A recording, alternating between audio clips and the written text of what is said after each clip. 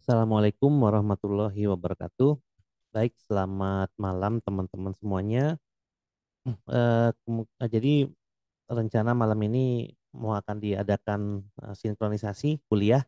Namun karena saya ada kesibukan, jadi saya membuatkan rekaman aja untuk perkuliahan pada malam ini ya. Nah, karena ini udah pertemuan 7, jangan lupa nanti minggu depan kita sudah akan memasuki ujian tengah semester, di mana UTS itu akan dilaksanakan di jam kuliah ya. Jadi sama dengan jam kuliah dari teman-teman. Nah, nanti kita ingin laksanakan di minggu pertama atau di minggu kedua, nanti kita akan diskusikan itu di grup WhatsApp yang kita udah buat. Nah, jadi ini adalah materi terakhir sebelum kita melaksanakan UTS ya. Jadi untuk pertemuan besok itu adalah latihan ya, seperti biasa ya. Untuk tiap materi di pertemuan pertama, lalu di pertemuan berikutnya itu adalah latihan. Nah, di sini yang kita akan memasuki yang namanya prosedur dan fungsi ya. Jadi di prosedur dan fungsi ini adalah bagian dari rutin ya, subrutin atau subprogram yang kita akan buat dalam bahasa pemrograman, di mana kita cukup membuat itu satu kali saja dan kita bisa gunakan itu berulang kali gitu ya. Nah, jadi ada definisi kalau prosedur itu adalah sebuah blok program yang merupakan bagian dari program yang lebih besar. Jadi dia program terpisah, namun dia terdiri dari bagian dari program yang lebih besar. Jadi kalau dalam bahasa C kan kita akan mengakses aplikasi itu ke dalam main program ya, ke dalam void main. Nah, prosedur itu berarti kita buat di luar void main, tapi kita bisa panggil di void main atau di main program tersebut. Nah, kemudian fungsi itu sama dengan prosedur, dia juga adalah blok program tersendiri yang merupakan bagian dari program yang lebih besar, namun fungsi memiliki hasil keluaran. Jadi ada return value yang dikeluarkan ketika kita mengeksekusi fungsi. Sedangkan prosedur tidak ada return value-nya. Jadi prosedur itu hanya rutin program yang kita panggil, lalu dia akan mengerjakan itu dan kita bisa panggil berkali-kali. Nah, kalau fungsi itu juga sama, rutin program yang bisa kita panggil berkali-kali, tapi dia mengeluarkan suatu keluaran. Nah, keluaran yang dimaksud ini memiliki suatu tipe gitu ya. Entah itu tipe integer, tipenya string, tipenya real, dan lain-lain. Nah, pertama kita lihat prosedur terlebih dahulu gitu ya. Jadi di sini ada cara penulisan prosedur dengan cara menulis prosedur di sini. Lalu di sini adalah nama prosedurnya. Kemudian ini adalah parameter-parameter yang bisa kita tambahkan dalam prosedur. Parameter ini adalah parameter input ya. Boleh juga kalau kita membuat prosedur tanpa parameter, jadi parameternya dikosongin, ini nggak apa-apa. Tergantung dari prosedur apa yang ingin kita buat dalam aplikasi atau program yang kita akan kerjakan gitu ya. Jadi di sini ada nama prosedurnya, ada parameter inputnya, lalu di sini ada kamus. Kamus ini nanti mendeklarasikan variabel yang digunakan dalam prosedur ini aja. Jadi variabel itu tidak akan bisa digunakan di luar dari prosedur ini, baik itu di program utama ataupun di fungsi dan prosedur lainnya dalam suatu program. Jadi kalau kita bikin program itu kita bisa membuat lebih dari satu fungsi atau lebih dari satu prosedur ya. Nah, artinya kalau kamus yang dideklarasikan dalam blok program prosedur ini hanya berlaku untuk prosedur ini saja, tidak berlaku di mana-mana. Kemudian di sini adalah algoritma, lalu ada begin end dan program kita tulis di sini. Nah, jadi ini adalah cara penulisan prosedur. Nah, saat kita membuat prosedur, ada beberapa hal yang harus kita perhatikan. Yang pertama, nama prosedur tidak boleh ada spasi. Misalnya prosedur menghitung jumlah dua bilangan. Nah, itu tidak boleh tuh menghitung spasi jumlah, spasi dua, spasi bilangan, itu nggak boleh. Jadi tidak boleh ada spasi. Kalau mau ditempelin aja, ya prosedur jumlah dua bilangan. Nah, gitu ya. Terus tidak boleh angka atau ada nama-nama yang dipakai dalam pemrograman seperti while, ya, or, and, for, if itu nggak boleh. Jadi nggak boleh menggunakan nama atau angka-angka atau simbol-simbol yang digunakan pada bahasa pemrograman. Kemudian boleh terdiri dari angka atau huruf, namun tidak boleh diawali angka. Jadi kalau misalnya menghitung dua bilangan, duanya boleh pakai angka, tapi dua itu nggak boleh di depan. Jadi tidak boleh dua menghitung bilangan, jadi duanya di depan itu nggak boleh. Lalu parameter boleh kosong. Kemudian dalam suatu program itu nama prosedur itu harus berbeda, gitu ya. Atau dia memiliki parameter yang berbeda. Ya, jumlahnya, misalnya menghitung dua bilangan, satunya parameter A, satunya parameter B. Terus kita bikin lagi menghitung dua bilangan, namanya sama, tapi parameternya tiga, ada A, ada B, ada C, itu boleh. Yang tidak boleh itu kita membuat sama persis. Jadi satunya menghitung atau menjumlahkan dua bilangan, yang satunya menjumlahkan dua bilangan juga dengan isi parameter yang sama, itu nggak boleh. Ya. Tapi kalau nama prosedurnya boleh, itu bisa, nama prosedurnya beda, itu boleh, itu bisa, gitu ya. Nah, dan dia prosedur tidak memiliki nilai kembalian seperti fungsi. Ya, seperti apa itu nilai kembalian nanti kita akan bahas itu di bagian fungsi atau function. Oke. Nah, di sini kita contoh membuat prosedur. Di mana prosedur ini adalah prosedur cek ganjil genap. Di mana keluaran yang diinginkan adalah bila suatu bilangan itu ganjil, muncul ganjil, bila bilangan itu genap, muncul genap. Lalu di sini ada parameter. Parameter itu variabelnya adalah bil, tipenya integer. Berarti nanti di program utamanya kita tinggal memanggil prosedur ini aja dengan memasukkan parameter yaitu suatu nilai, di mana nilai itu yang akan kita cek apakah dia ganjil atau genap, ya. Kemudian kamus di sini karena tidak ada variabel yang kita gunakan kita kosongkan, lalu di sini adalah algoritma. Baik, langsung saja di sini untuk mengecek ganjil genap karena kita sudah punya bil sebagai parameter. Ini bil. Maka untuk mengecek apakah dia ganjil atau genap itu berarti tinggal bil itu kita modkan jadi dua aja, ya. Apabila nilai bil di mod 2 sama dengan 0, artinya mod itu adalah sisa bagi. Apabila di bil itu sisa baginya nggak ada, maka pasti genap, ya. Misalnya 4 bagi 2, 2, berarti nggak ada sisa bagi kan? Tapi kalau dia ada sisa bagi, else, maka kita outputkan dia ganjil. Nah, jadi ini namanya prosedur cek ganjil genap. Ya, ini tidak ada spasi. Ya, biasanya saya kalau nulis prosedur kayak gini ya, huruf depannya kecil, cek, lalu karena tidak ada spasi, ada ganjil genap di sini, berarti setiap kata itu diawali dengan huruf besar. Biasanya para programmer sih bikin prosedur itu kayak gini caranya. Ya, teman-teman bisa mencontoh best practice-nya atau pakai underscore ya. Jadi cek underscore ganjil underscore genap itu juga bisa, ya. Nah, jadi fungsi dari tujuan dari prosedur ini adalah untuk mengecek suatu bilangan dia ganjil atau genap melalui suatu parameter yang kita inputkan. Artinya parameter itu adalah integer juga. Karena apa? Karena cek ganjil genap ini parameter yang diizinkan adalah satu, hanya satu yaitu bil dan bertipe integer. Ya. Nah, bagaimana cara kita memanggil prosedur ini? Kita panggil di program utama. Ya, cara menulisnya begini, program ganjil genap. Ya, lalu kita punya kamus di sini adalah nilai, tipenya integer. Kemudian di sini adalah prosedur yang kita deklarasikan di atas adalah cek ganjil genap. Nah, ini harusnya ada bil ya, saya lupa, nanti saya ubah dulu. Jadi kita pakai bil di sini karena memang di sini ada parameternya ya, saya lupa. Oh ya, ini pakai ini titik dua. Maaf. Oke, lanjut lagi ya. Nah, maka cek ganjil genap ini kita cek ya. Kita lihat namanya sama ya, cek ganjil genap. Inputannya bil di sini karena parameter yang digunakan di sini bil gitu ya.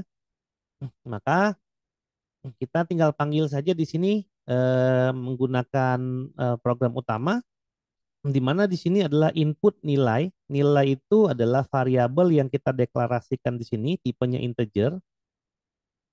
Lalu kita panggil cek ganjil genap dengan nilai yang ada di sini, bukan bill ya. Karena bill ini hanya berlaku di prosedur ini saja.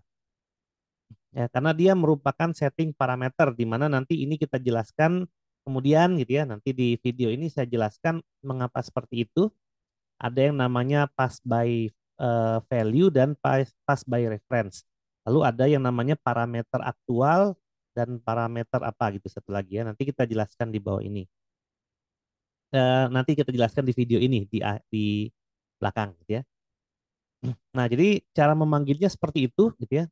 Jadi kita deklarasikan dulu bahwa kamus itu adalah nilai bertipe integer dan prosedurnya. Nah, jadi kalau prosedur kita bikin banyak, maka kita deklarasikan prosedurnya banyak atau fungsinya juga bisa kita deklarasikan di sini. Nah, di sini yang kita inputkan adalah nilai. Nilai itu berarti kalau kita pakai keyword input, kita ketikkan di keyboard mau berapa nilainya. Lalu kita panggil fungsi prosedurnya, yaitu cek ganjil genap, di mana kan cek ganjil genap itu membutuhkan satu buah parameter bertipe integer. Sedangkan kita memiliki variabel nilai yang bertipe integer juga. Maka yang kita inginkan adalah menghitung, menebak apakah, kok menebak sih, menentukan apakah nilai yang ada di sini ya, yang kita deklarasikan di sini merupakan bilangan ganjil atau bilangan genap. Maka nilai inilah yang akan kita masukkan menjadi suatu parameter di dalam prosedur. Nah, kalau seperti ini berarti kalau saya masukkan nilainya 3, berarti cek ganjil genap ini akan mengeksekusi ini. Gitu ya. Jadi kalau misalnya saya masukkan input 3, saya panggil di sini cek ganjil genap dari 3 kan berarti ya. Nah, lalu program itu akan beralih ke prosedur. Dia akan ngecek, oh benar nih cek ganjil genap bill-nya integer. Bill itu diganti dengan 3 tadi dari nilai yang ada di depan sini di program utama. Maka dia tinggal ngecek apakah karena ini adalah 3, maka dia akan ngecek apakah 3 mod 2 adalah 0, bukan. 3 mod 2 1 karena 3 mod 2 adalah 2, sisanya 1 gitu ya. Berarti dia akan mengeluarkan else, yaitu dia adalah bilangan ganjil. Nah, outputnya itu diambil dari output yang ada di prosedur. Gitu ya. Karena memang di sini tidak ada output ya. Jadi outputnya itu adalah di prosedur. Jadi kalau saya pun panggil cek bilangan ganjil genap terus di sini ya outputnya itu berasal dari prosedurnya, bukan berasal dari program utamanya. Ya. Nah, itu adalah prosedur ya. Jadi dia tidak mengembalikan nilai apa-apa. Dia hanya di sini kita minta untuk menampilkan saja, bukan mengembalikan suatu nilai, hanya menampilkan hasil ke layar monitor sampai situ doang, gitu ya. Bukan mengembalikan suatu nilai yang memiliki tipe, entah itu integer, entah itu string, entah itu bilangan real dan lain-lain. Jadi ini adalah prosedur. Ya. Nah ini contohnya dalam bahasa C. Ya ini contoh bahasa C. Di sini ada void cek ganjil genap. Jadi kalau prosedur dalam bahasa C itu kita gunakan void karena dia tidak mereturn suatu hasil, ya tidak mereturn suatu hasil, tidak mereturn suatu bilangan integer, real atau apapun itu. Lalu dari algoritma tadi kita buat di sini bahwa dia adalah bill bertipe integer. Ya. Langsung aja kita bikin jika bill mod ya pakai persen, kalau di C 2 adalah 0 maka print genap, kalau tidak dia print ganjil. Lalu ini adalah main programnya. Jadi antara prosedur dan main program ini di dalam satu file yang sama ya, dalam program yang sama. Nah, di sini adalah integer nilai, lalu saya masukkan nilai itu, lalu saya panggil prosedur cek ganjil genap, teman-teman bisa lihat namanya sama gitu ya. Nama voidnya adalah cek ganjil genap, C-nya kecil gitu ya, G-nya besar, G-nya besar, ini juga sama. Nah, memanggil prosedur namanya harus sama karena yang dipanggil itu siapa, jadi namanya harus sama. Nah, karena prosedur ini membutuhkan suatu parameter bertipe integer, maka saya masukkanlah nilai di sini, karena nilai ini adalah integer. Ya. Nah, lalu hasilnya ini ya, saya inputkan 7 menggunakan keyboard, maka 7 itu adalah ganjil. Di mana ganjil ini adalah output yang dikeluarkan oleh si prosedur ini ya, printf ini ya. Ganjil ya, 7 kan ganjil ya.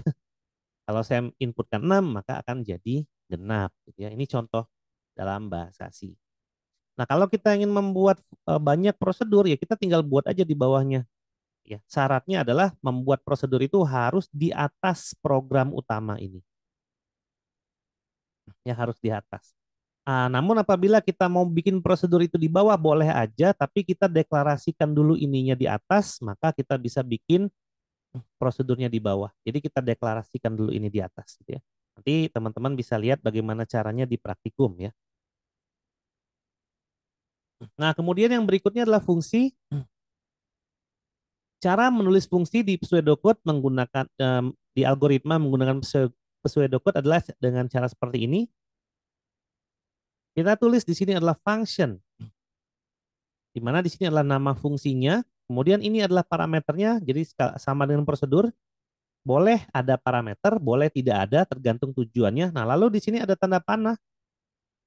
Disinilah yang kita sebut sebagai keluaran atau return. Jadi tipe data keluarannya apa? Misal kita inginkan tipe data keluarannya integer, maka kita tulis di sini integer. Kalau kita ingin keluarannya adalah string, kita tulis string. Kalau kita ingin keluarannya adalah real, maka kita tulis real. Ya. Lalu ini kamus sama seperti prosedur tadi, kamus ini hanya berlaku di fungsi ini saja, tidak berlaku di tempat lain. Jadi kalau di kamus ini ada variabel X, maka X itu hanya berlaku di sini. Kalau di program utama kita juga bikin variabel X, X itu hanya berlaku di program utama, tidak berpengaruh pada isi function. Tapi bisa jadi berpengaruh, ya itu tadi nanti akan dijelaskan di akhir yang namanya pass by value dan pass by reference.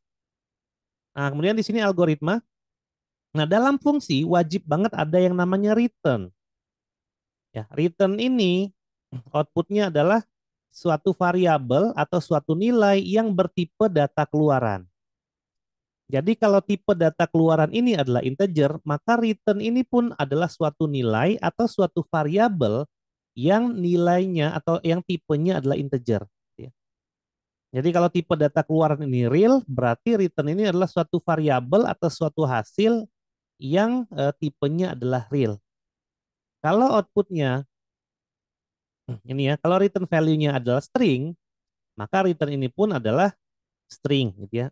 Baik itu string yang kita simpan di variabel dulu atau string yang kita bisa munculkan langsung di return ini. Jadi harus ada kata return. Kalau prosedur tadi tidak harus ada kata return karena memang dia tidak mengembalikan suatu nilai apapun. Nah, ini harus diperhatikan saat membuat fungsi.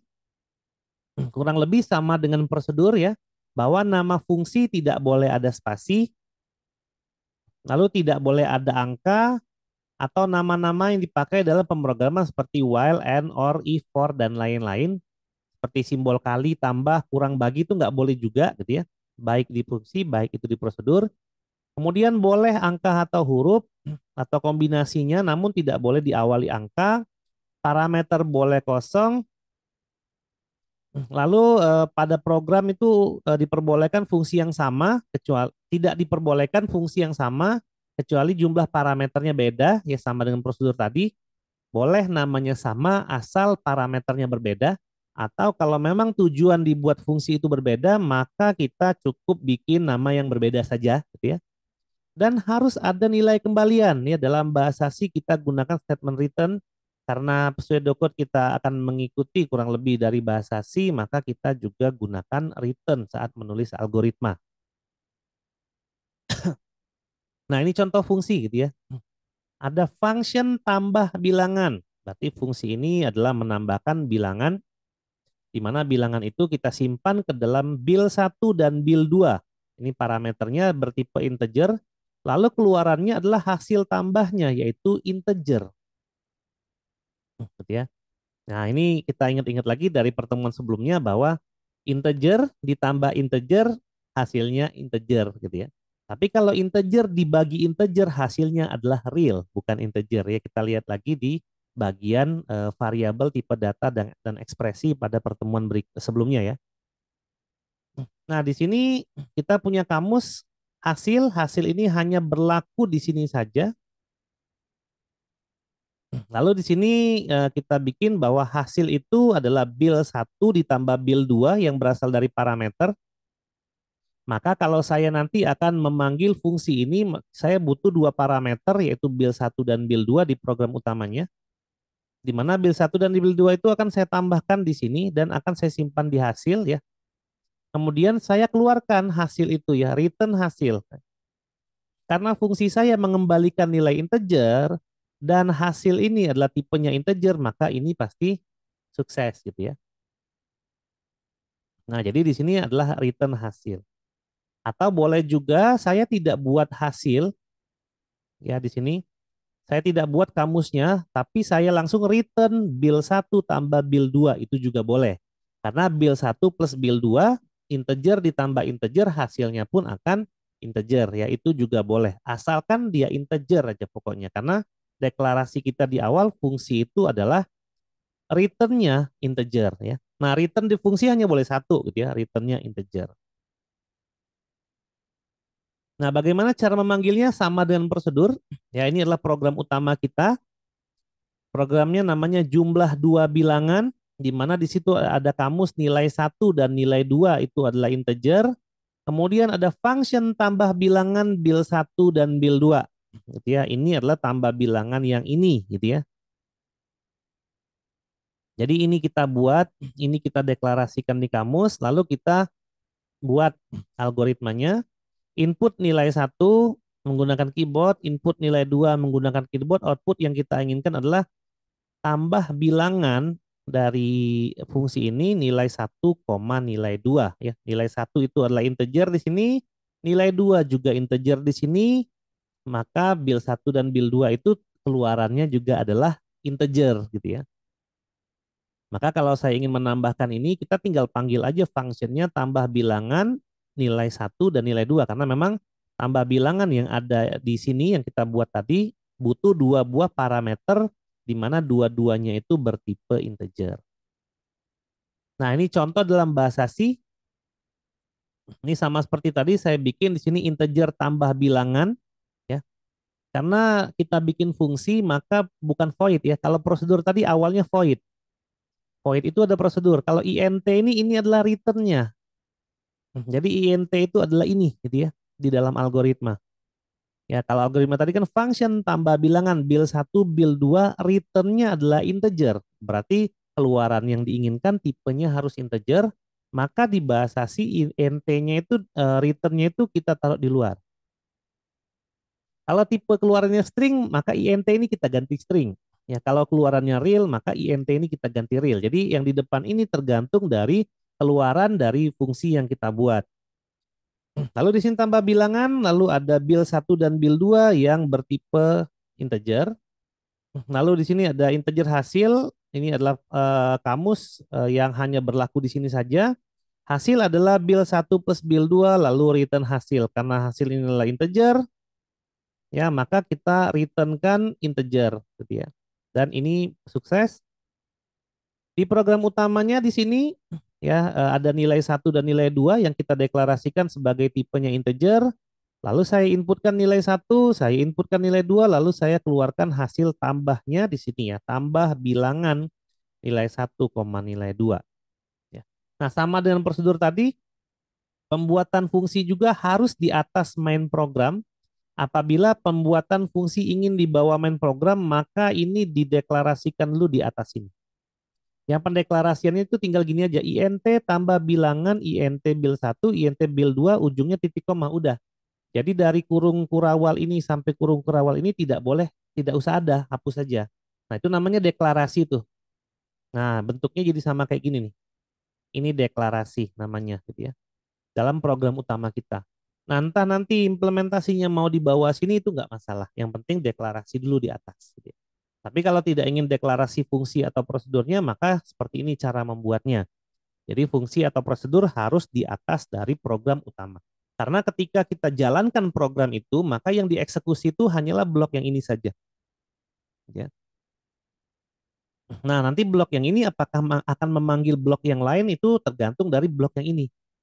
Kalau di sini void main, ini kan dieksekusi nih. Jadi ketika program kita jalankan, kita compile ya dan kita jalankan, maka yang hanya di-compile dan dijalankan itu adalah kalau di-compile semuanya gitu ya.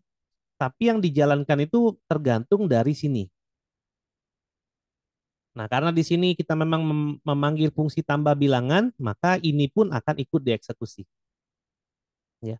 Tapi kalau compile-nya itu semua, ya nggak mungkin sebagiannya di-compile ya, karena bahasa C itu masih menggunakan teknik kompilasi ya, bukan menggunakan teknik interpretasi. Interpretasi itu biasanya dipakai untuk bahasa pemrograman web ya, PHP dan lain-lain. Nah, nanti aja itu ya, pas nanti kuliah di semester berikutnya. Nah, ini tetap kayak gini gitu ya. Jadi kalau dikompilasi tetap jadi satu, tapi ketika dieksekusi atau programnya dijalankan, maka dia akan memanggil atau tidaknya tergantung dari yang ada pada program utama di sini atau main program. Main program ini nggak boleh nggak ada ya dalam program dalam aplikasi. Kalau nggak ada ya siap dijalaninnya gimana gitu ya. Nah ini contohnya ya build satu. Karena main programnya ini, maka yang pertama scanf ya, menginputkan dari keyboard nilai satu saya inputkan 3, nilai 2 saya inputkan 5, lalu hasil yang keluar itu adalah 8. Gitu ya. Nih, 8 ya, 5, 3 tambah 5, 8. Ya kalau teman-teman ingin mencoba dalam bahasa C silakan ya. Nah, di sini terdapat parameter tadi ya yang ada pada fungsi dan prosedur. Jadi ada dua jenis parameter yang kita ketahui. Yang pertama namanya adalah parameter formal, yang kedua namanya adalah parameter aktual. Ya. Nah, contoh di sini function tambah misalnya, tambah dua bilangan ya. Di sini bilangan satu dan bilangan dua outputnya integer. Nah, build satu dan build 2 ini kan adalah parameter yang ada pada fungsi ya. Nah, bilangan satu dan bilangan 2 ini disebut dengan parameter formal. Jadi parameter formal adalah parameter yang ada pada pendeklarasian fungsi atau prosedur. Itu namanya parameter formal. Kemudian parameter aktual itu adalah parameter yang digunakan untuk memanggil fungsi atau prosedur pada program utama. Contoh di sini, ini di program utama ya, ada variabel hasil, di mana hasil itu sama dengan tambah, memanggil fungsi tambah ini A, B. Nah, A, B ini kan parameter yang kita gunakan untuk memanggil fungsi tambah dari sini, maka A dan B itu kita sebut sebagai parameter aktual. Ini kenapa A-nya huruf besar sih? Saya ganti dulu bentar. Ini otomatis soalnya A dan B gitu ya. Ini juga kok aktual. Nah, iya gitu. Nah, jadi di sini di dalam program utama A dan B itu adalah parameter aktual. Ya, kita lihat nih ya. Nah, build satu, build 2 ini pada contoh yang tadi gitu ya. Ini disebut dengan parameter formal karena dia dipakai di deklarasi fungsi. Kemudian nilai satu dan nilai 2 karena ini dipakai untuk memanggil fungsi tambah bilangan di sini ya, nilai satu dan nilai 2 ini kita sebut sebagai parameter aktual. Oh, ini formal ya. Ini formal. Lalu ini adalah parameter aktual. Nah, gitu ya. Itu adalah parameter formal dan aktual. Kemudian ada juga istilahnya variabel lokal dan variabel global. Nah, ini muncul ketika kita memang membuat fungsi ataupun prosedur dalam program kita. Nah, kita lihat pada fungsi tambah bilangan yang ada pada contoh sebelumnya, saat membuat fungsi itu kita mendeklarasikan variabel hasil bertipe integer. Ini ya, integer hasil. Nah, ini ya, fungsi tambah bilangan, kamus hasil integer. Nah, hasil ini adalah kamus yang hanya berlaku pada fungsi ini saja. Sehingga kita sebut dia sebagai variabel lokal. Artinya hanya berlaku di sini saja lokal ya. Jadi kalau kita lihat dari sini ya, deklarasi hasil ini, ya integer, hasil variabel bertipe integer ini, maka hasil ini hanya berlaku di sini saja, tidak berlaku di sini, hanya berlaku di sini saja, gitu ya, di dalam si fungsi ini. Ya, ataupun berlakunya di dalam prosedur saja atau fungsi saja. Jadi tidak berlaku di luar. Jadi kalaupun nanti di program utama saya buat yang namanya integer hasil juga, maka integer hasil itu hanya berlaku di sini saja, tidak berlaku di sini. Gitu ya. Nah, itu namanya variabel lokal ya.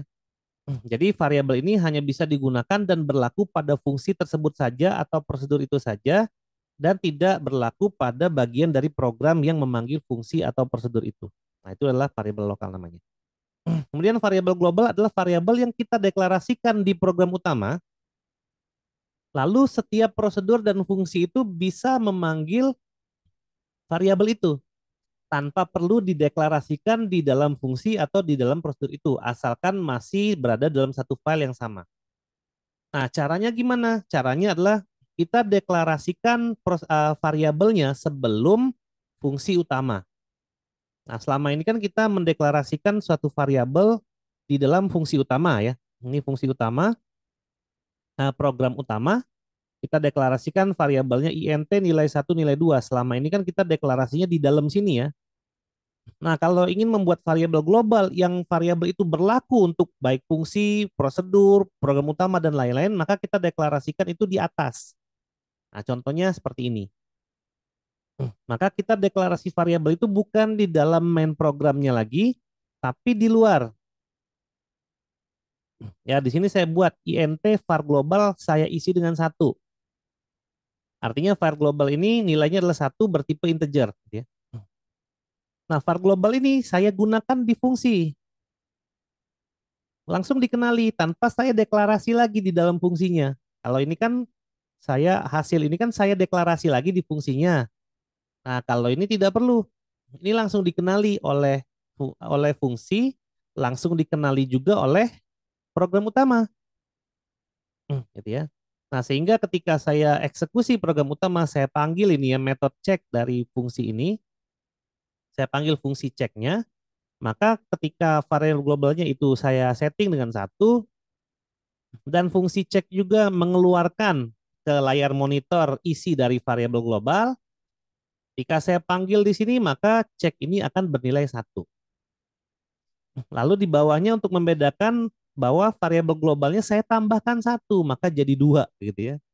Artinya variabel global ini dikenali langsung oleh fungsi, dikenali langsung juga oleh program utamanya, dan bahkan kita bisa gunakan untuk manipulasi.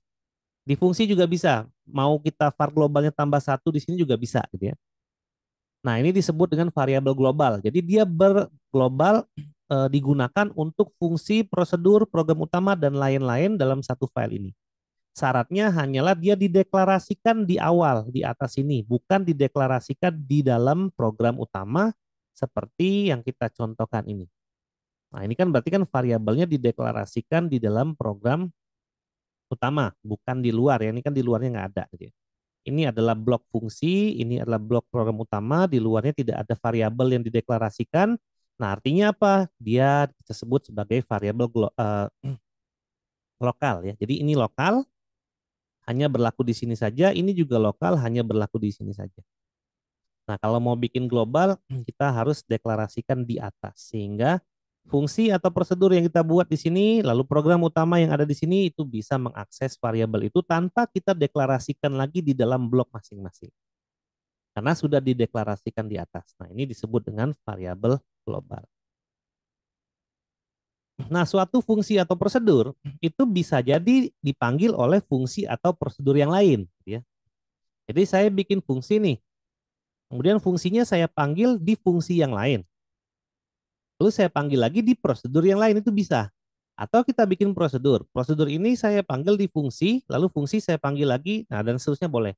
Atau saya bikin 5 prosedur, di mana 3 prosedur itu dipanggil di prosedur yang keempat. Jadi prosedur 1, prosedur 2, prosedur 3, prosedur 4, prosedur 5, di mana prosedur 1, 2, 3 ini saya panggil di prosedur 4.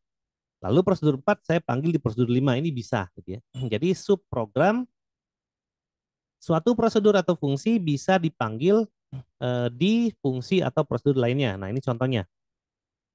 Saya punya fungsi cek, lalu saya punya prosedur cek, di mana prosedur cek ini, ya, prosedur cek 2, ini memanggil fungsi cek. Jadi fungsi cek yang ada di prosedur 2 ini berasal dari fungsi cek yang ada di sini. Lalu di program utama saya eksekusi atau saya panggil yang prosedur cek 2. Ya, di sini saya set variabel globalnya 1, di mana fungsi cek itu adalah mereturn hasil ini, ya, mereturn hasil ini dari variabel global ya, outputnya. Maka di sini karena ini adalah 1, maka cek ini dalam cek 2 juga pasti 1, dan cek 2 di dalam program utama ini pun juga hasilnya pasti 1 ya. Nah, 1 itu berasal dari cek 2, ya. Cek 2 itu 1 itu berasal dari fungsi cek gitu ya. Lalu 1 itu berasal dari variabel global. Nah, kurang lebih seperti itu gitu ya. Nah, kemudian ada istilah parameter itu adalah pass by value atau dilewatkan dengan nilai, atau pass by reference, dilewatkan dari referensinya. Nah, pass by value dan pass by reference ini adalah masalah pengalokasian memori sebenarnya dalam komputer kita gitu ya. Nah, teman-teman bisa lihat program ini ya. Saya buat suatu fungsi di sini ya. Fungsi itu adalah ya ini integer ya, di mana returnnya adalah integer, di mana fungsi ini adalah mengkuadratkan bil satu dan bil mengkuadratkan bil dari parameter ya. Dan bil itu saya gunakan untuk mengkuadratkan bilangan. Jadi bil dikali bil disimpan di bil. Lalu di sini saya bikin output berapa sih si bil itu ketika sudah dikuadratkan. Ya, artinya di sini ketika bil itu adalah 5, maka bil itu akan mengubah 5 kali 5, maka bil yang terakhir itu harusnya 25 gitu ya. Nah, di main program itu saya punya int 2, ya, nilainya 2. Lalu saya panggillah fungsi kuadrat tadi dengan nilai yaitu 2. 2 pangkat 2 4 gitu ya. Sehingga hasil kuadrat ini bisa lihat di bawah sini, hasil kuadrat adalah 4. Maka 2 ini menjadi 4 di dalam fungsi kuadrat. Ya, tapi kalau di dalam program utama sendiri ternyata nilai ini tetap 2 ya. Ya. Jadi hasil kuadratnya adalah 4 karena variabel nilainya itu 2, tapi nilai yang ada pada main program itu ternyata tetap 2. Jadi artinya adalah nilai ini dengan kuadrat nilai ini dia disimpan ke alamat yang berbeda ya. Nah, itu kita sebut sebagai pass by value. Jadi variabel nilai itu kan tidak berubah isinya. Harusnya berubah gitu ya. Karena memang pengalamatan memorinya ya pada nilai, variabel nilai dan bil tadi ya, yang ada pada fungsi kan, bil itu dari fungsi tadi ya. Nah, itu nilai dan bil itu disimpan di alamat yang berbeda dan dia tidak menimpa. Sehingga bil itu sendiri nilainya adalah 4 dan nilai pun tetap hanya 2 ya. Nah, itu kita sebut pass by value. Nah, apabila yang kita inginkan adalah nilainya sama, artinya variabel nilai itu juga 4 dan variabel bil itu juga 4, maka kita harus gunakan pass by reference. Artinya, si nilai tadi dengan bil tadi, si nilai itu harus di-replace pengalamatan memorinya oleh si bil, sehingga nilai pun jadi 4. Ya, kalau yang tadi itu pass by value berarti di sini ada alamat nilai, di sini ada alamat bil. Bil itu karena dikuadratkan jadi 4, sedangkan nilai itu 2 tadi kan. Jadi nilai ini 2, bil 4. Maka ketika kita panggil prosedurnya, ya 2 kali 2 4, 4 ini adalah punyanya bil, bukan punyanya nilai. Nah, gitu ya. Karena dia beda pengalamatan memorinya. Tapi yang kalau yang kita inginkan adalah ini nilai, ini bil, ketika nilai dikuadratkan itu jadi 4, Ketika nilai dikuadratkan melalui bil itu jadi 4 dan kita ingin nilai ini menjadi 4 juga, maka yang kita butuhkan adalah kita harus mengganti alamatnya si nilai tadi. Kita harus mereplace tempat si nilai tadi. Nah, itu namanya pass by reference. Nah, caranya adalah kalau bahasa C kita gunakan tanda bintang ya sebelum parameter pada fungsi atau prosedur, dan kita bisa gunakan tanda dan sebelum kita memanggil fungsi atau prosedur itu. Jadi fungsi atau prosedur di sini ya. Nah, contohnya ini ya. Di sini int kuadrat int bintang bil. Kemudian bintang bil itu kita jadikan parameter karena bintang ini dalam bahasa C itu menunjukkan atau maksudnya adalah pointer. Nah, di sini berarti bintang bil adalah bintang bil dikali bintang bil, lalu hasil kuadrat adalah bintang bil. Kemudian di sini adalah integer nilai 2, lalu kuadrat kita gunakan tanda dan di sini. Dan itu adalah untuk mereplace nanti hasil bil itu ke dalam nilai. Sehingga ketika nilai kita kuadratkan menggunakan si fungsi ini, nilai dalam variabel nilai ini akan ikut berubah. Sehingga hasilnya adalah hasil kuadratnya yang ada dalam prosedur ini adalah 4, jadi bil itu nilainya adalah 4. Kemudian nilai yang ada di sini juga 4. Nah, ini perbedaannya ya. Kalau pass by value tidak ada tanda bintang, dipanggil tidak pakai tanda dan, maka hasil kuadratnya adalah 4, artinya nilai bil variabel ini adalah 4, namun nilai yang ada di sini, yang variabel nilai ini tetap 2. Nah, ketika pakai pass by reference, maka bil ini 4 dan nilai itu juga 4 karena nilai, ya variabel nilai ini di-replace alamatnya oleh bil. Sehingga kalau bilnya 4, nilai akan 4 juga. Kalau bilnya 6, nilai akan 6 juga, dan begitu seterusnya. Ya. Nah, ini adalah pass by value dan ini adalah pass by reference dalam bahasa C. Baik, seperti itu ya kurang lebih fungsi dan prosedur. Nanti teman-teman akan praktikum ya mengenai fungsi dan prosedur, dan besok pertemuan besok kita akan latihan terkait fungsi dan prosedur dulu. Jadi materi kita untuk UTS adalah sampai dengan materi yang sekarang ini ya. Baik, itu saja dari saya. Terima kasih atas perhatiannya. Wassalamualaikum warahmatullahi wabarakatuh.